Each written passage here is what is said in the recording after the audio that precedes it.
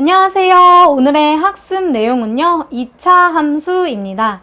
2차 함수가 무엇인지 함께 알아보겠습니다. 2차 함수란 무엇일까요?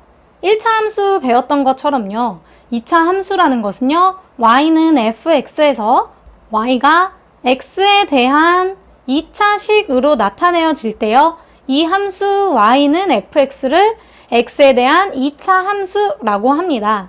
그래서 여기 있는 예시들을 보면요, y는 x제곱, y는 마이너스 3x제곱 더하기 1, y는 2x제곱 더하기 x 빼기 5, 이런 식으로요, y는 하고 x에 대한 2차식의 형태가 나오면 우리가 이것을 y는 x에 대한 2차 함수다 라고 말을 할 수 있습니다.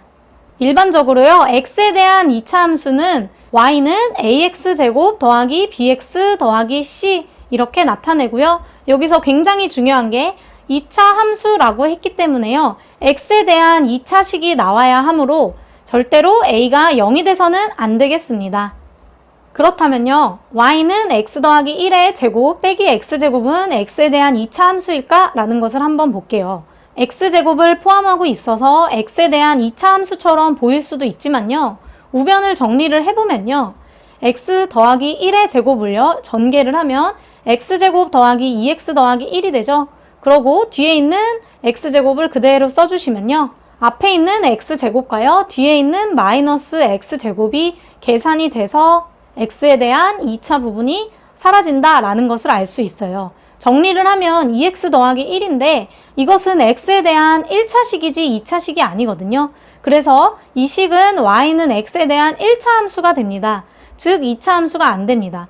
따라서 주어진 함수식이 복잡하더라도 우리가 우변을 다 정리를 했을 때 x에 대한 2차식이 되는지까지도 확인을 해주셔야 합니다.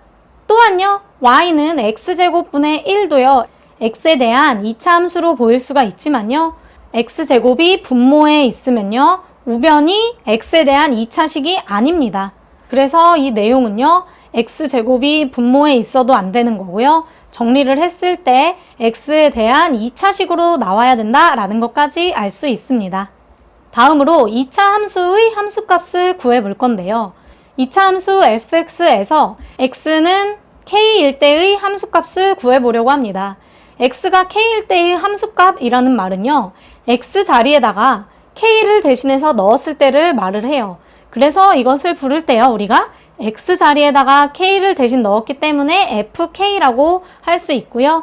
식을 구할 때는 x 대신 k의 값을요, 전부 다 대입을 해서 식을 정리를 해주시면 됩니다.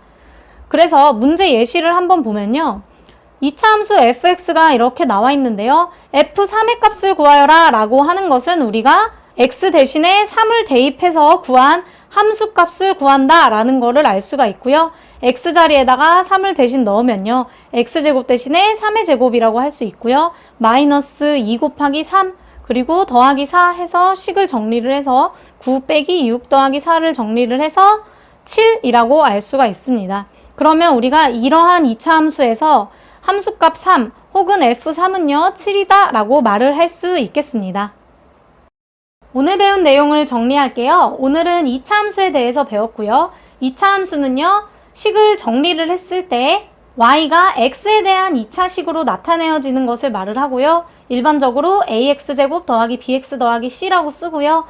2차식이기 때문에 2차항의 개수인 a가요, 0이 되어서는 안 된다라는 것을 알 수 있고요. 이러한 함수 fx를요, x에 대한 2차 함수다 라고 배웠습니다.